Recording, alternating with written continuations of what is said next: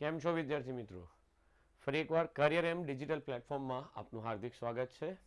Active voice passive વોઇસમાં આગળનો concept છે આપણી પાસે પ્રેઝન્ટ કન્ટિન્યુઅસ ટેન્સ, એટલે કે ચાલુ વર્તમાન કાળ. ખાસ એકદમ સહેલું અને સરળ, પણ બરાબર છે એની જે વાક્ય રચના છે એ ખરેખર બરાબર છે મહત્વની થઈ પડે જ્યારે બધી વસ્તુ ભેગી આવતી હોય ત્યારે એના એમસીક્યુ આપણે કઈ રીતે ઓળખીએ તે. સૌથી પહેલા જોઈશું પ્રેઝન્ટ કન્ટિન્યુઅસ ટેન્સની વાક્ય રચના. સેન્ટેન્સ સ્ટ્રક્ચર એટલે શું થશે આપણી પાસે? વાક્ય રચના. હવે વાક્ય રચનામાં આપણે કરવાનું કંઈ નથી, બરાબર છે, કે કઈ રીતનું આપણે પ્રેઝન્ટ કરીશું તેને આપણે વ્યવસ્થિત જોવાનો પ્રયત્ન કરીશું. સ્ટાર્ટિંગ વિથ વાક્ય રચનામાં એક્ટિવ વોઇસ. જો એક્ટિવ વોઇસ હોય તો તમારી પાસે એક્ટિવ વોઇસમાં એમ ઇઝ આર પ્લસ ક્રિયાપદને શું લાગશે આપણી પાસે? આઈએનજી. ખાસ અતિ અગત્યની વસ્તુ, એમ ઇઝ આર પ્લસ ક્રિયાપદને આઈએનજી. ને પેસિવ વોઇસ તમને ખબર જ છે, ચાલુ ક્રિયા છે એટલે વચ્ચે વધારાનું કંઈક આવશે. એમ ઇઝ આર પ્લસ વચ્ચે વધારાનું શું આવશે? Being plus past participle. તદ્દન સહેલી વસ્તુ. ઓકે, આગળ વધીએ. એટલે કઈ શું કરવાનું નથી, બરાબર. એમ ઇઝ આર ક્રિયાપદને આઈએનજી આપે તો વચ્ચે પેસિવમાં શું નાખવાનું છે? બીઈઆઈએનજી. અગાઉ જેમ ચર્ચા કરી હતી તે પ્રમાણે ખાસ ધ્યાન રાખજો, સાદી ક્રિયા હોય તો તમારે વચ્ચે શું નાખવાનું? બી. ચાલુ ક્રિયા હોય તો તમારે વચ્ચે શું નાખવાનું? બીંગ. અને પૂર્ણ ક્રિયા હોય તો વચ્ચે વધારાનું શું નાખવાનું? તમારે બીંગ. ખાસ ધ્યાન રાખજો, આટલી વસ્તુ અતિ અગત્યની થઈ પડે. નેક્સ્ટ આવશે સૌથી પહેલું વાક્ય જોઈશું આપણે, હકાર વાક્ય. હવે હકાર વાક્ય છે એવું ક્યાંથી ખબર પડે? તો કે વાક્યની અંદર કોઈ જગ્યાએ નકાર નથી, પ્રશ્ન નથી, એ રીતે આની અંદર આપણે ફરી એકવાર ઓળખીશું અને એને જવાબમાં લખવાનો પ્રયત્ન કરીશું. શોપકીપર એ મારો કર્તા થાય, ઇઝ ટુ બી ને રૂપ ને સેલિંગ, આ બે શબ્દ છે ને એના પરથી ખબર પડે કે આ ચાલુ ક્રિયા છે, એટલે કે ચાલુ વર્તમાન કાળ. ને ટોયસ એ મારો શું થાય? કર્તા, અકર્મ. ફરી એકવાર આ શું લખાય? મારો કર્તા. આ મારો ટુ બી નું રૂપ કહેવાય. આ મારું બરાબર છે શું બોલાશે? ક્રિયાપદ. અને આ મારો શું થશે? કર્મ. સિમ્પલ જ છે. ફરી એકવાર કર્તા કર્મને સ્થાને મારા જવાબની શરૂઆત શેનાથી થશે? તો કે ટોયસ, કર્મ આગળ આવ્યો. ટોયસ બહુવચન છે, ચાલુ વર્તમાન કાળ છે, બહુવચન માટે વચ્ચે વધારાનું શું મુકાય? આ. અને વચ્ચે વધારાનું બીંગ. ચાલુ ક્રિયા છે એટલે વચ્ચે શું નાખવું પડશે આપણે? બીંગ. પાસ્ટ પાર્ટિસિપલ, સેલનું શું થશે? સેલિંગનું શું થશે? સોલ્ડ. કરતા કર્મને સ્થાને એટલે કે બાય શું આવશે? The shopkeeper. ખાસ ધ્યાન રાખજો, તદ્દન સહેલી વસ્તુ. વાક્ય કેવું બનાવવું? તો આપણે હકાર. બરાબર છે. ઓકે, નેક્સ્ટ આગળ વધીએ. બીજું વાક્ય છે. હવે તમને લગભગ મગજમાં રીત ખબર પડી ગઈ હશે કે પહેલા હકાર આવે, બીજું વાક્ય આપણું કેવું આવશે? નકાર આવશે, પછી પ્રશ્નાર્થ. એ રીતે ચેક કરજો. અહીંયા વાક્ય છે આપણી પાસે. આઈ કરતા, એમ ટુ બી નું રૂપ, નોટ નકાર, ઇટિંગ એ મારું ક્રિયાપદ છે ને એપલ્સ એ મારું કર્મ છે. આ નાવ છે ને, નાવ એ અન્ય શબ્દ છે. હવે તમે લગભગ આનાથી ટેવાઈ ગયો છે એટલે હવે લખતો નથી, બરાબર છે. થોડીક સ્પીડ કરીએ આપણે ને પેસિવ વોઇસમાં જવાબ લખવાની શરૂઆત કરીએ. ખાસ ધ્યાન રાખજો, બરાબર છે. છતાં પણ કોઈને ડાઉટ જતો હોય તો એકવાર કરતા, ટુ બી નું રૂપ, આ નકાર સૂચવે, આ મારો ક્રિયાપદ થાય, અને આ એપલ્સ એ મારો શું થાય? કર્મ.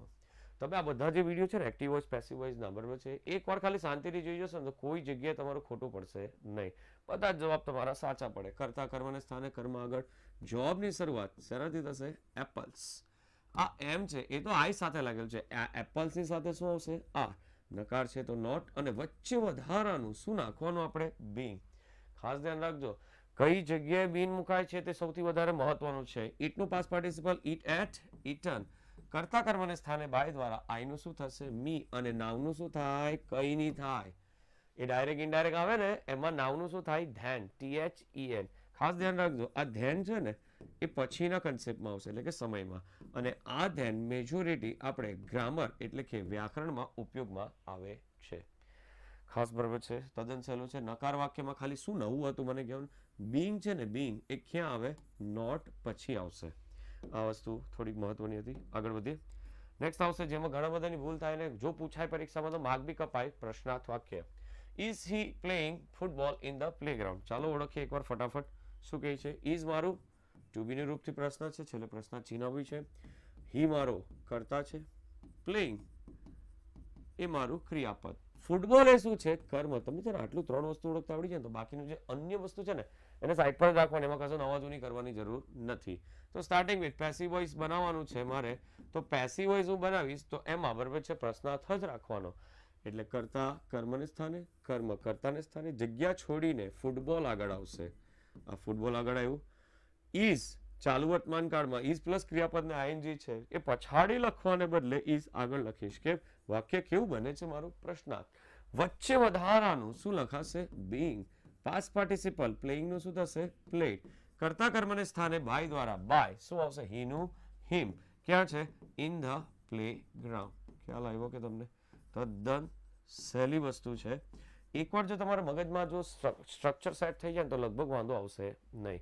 ખાલી આ કઈ રીતે થાય છે ને એ જ જોવાનું છે. આને તમે એકવાર જોશો એટલે આવડી જશે. આમાં કશું નવું નથી.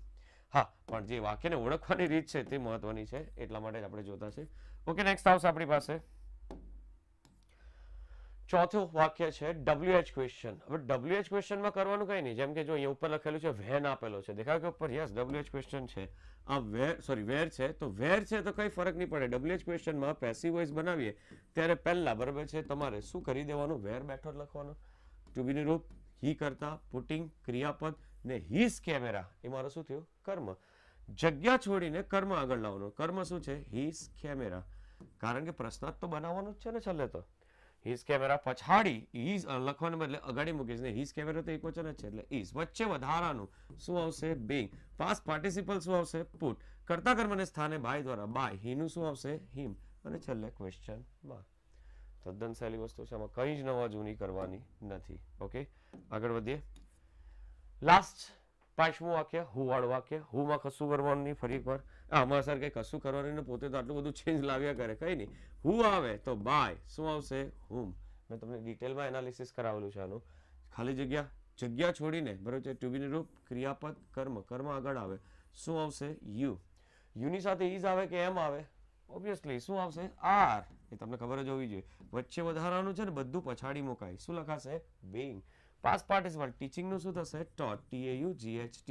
અને કર્તા કર્મને સ્થાને ના લાગે. કેમ? ઓલરેડી લાગી ગયું છે એટલે નાવ નું શું આવશે? નાવ. ને છેલ્લે ક્વેશ્ચન માર્ક. આપણે જે શીખતા છે એ શીખવામાં આટલું જ કરતા છે કે દરેક રીતના હું 5-5, 6-6 વાક્ય લાવું છું. હવે 5-5, 6-6 વાક્ય છે ને તમે એકવાર જોઈ લેશો ને તો તમને સ્ટ્રક્ચર ખબર પડી જશે કે વાક્ય રચના કેવી છે, કઈ રીતની છે, તો એનાથી બરાબર છે તમને થોડું ચોખવટ થશે. છેલ્લું વાક્ય મેં તમને કીધું એ રીતે વિશિષ્ટ રચના છે, તમને યાદ જ રહી જશે. જે લોકો આગળના વિડીયો જોઈને બેઠા છે એ લોકોને ખબર હશે બરાબર છે. આની જગ્યાએ મારે એક સવાલ પૂછવો હોય તો એ કયો સવાલ પૂછી શકાય? હું. એની જગ્યાએ આ કીધું છે ઇઝ ટુ બી નું રૂપ ટીચિંગ ક્રિયાપદ છે, ચાલુ વર્તમાન કાળ છે, અહીંથી ખબર પડે. યુ એ મારો શું છે? કર્મ છે. આ ઇંગ્લિશ એ મારો શું છે? ફરી એકવાર કર્મ છે. અને નાવ એ મારો અન્ય શબ્દ છે. સર બે કર્મ એવા કઈ નહીં. મારે પ્રશ્ન પૂછવાનો કે which of the teachers is teaching you English. શું ભણાવે છે? શું પ્રશ્ન પૂછ્યો? શું થી પ્રશ્ન પૂછે તો ઇંગ્લિશ, તો જવાબ આવે એ મારો શું કહેવાય? મુખ્ય કર્મ. કોને ભણાવે છે બરાબર છે એટલે કે કોનેથી પ્રશ્ન પૂછો ને જે જવાબ આવે એ મારો પ્રશ્ન શું કહેવાય? ગૌણ કર્મ. યુ તેમને ભણાવે છે. તો જવાબ બી બે બનશે બરાબર છે. આ હુ છે તેને બાય હુમ કરતા હતા એ રીતે વિચ ને બરાબર છે કઈ રીતે લખાશે? By which of the teachers. ઘણાને એવો સવાલ થાય કે સર આમાં તો ઇઝ છે ને આમાં એસ છે તો બહુવચન આવવું જોઈએ ને, પણ ના, ઘણા બધા શિક્ષક હોય ને એમાંથી કોઈ એક જ શિક્ષક તમને ભણાવવા આવતું હોય એટલા માટે બરાબર છે પૂછે છે એટલે ઇઝ જ બરાબર જ છે. વાક્ય રચના સાચી જ છે. જગ્યા છોડવાની બરાબર છે પ્રશ્નાર્થ ચિહ્ન છે એટલે આગળ આપણે મુખ્ય કર્મ લાવ્યા. હવે છે નંબર બે રીત છે. જો આપણે પહેલી રીત લઈ જઈએ બરાબર છે. ઓકે, જરાક ધ્યાન આપજો. શું છે? કર્તા કર્મને સ્થાન પર કશું છે જ નથી એટલે મુખ્ય કર્મને આગળ લાવીએ એટલે ડાયરેક્ટ જ લઈશું બરાબર છે. જવાબની શરૂઆત સરળ થશે. જગ્યા છોડીને આપણે ઇંગ્લિશ.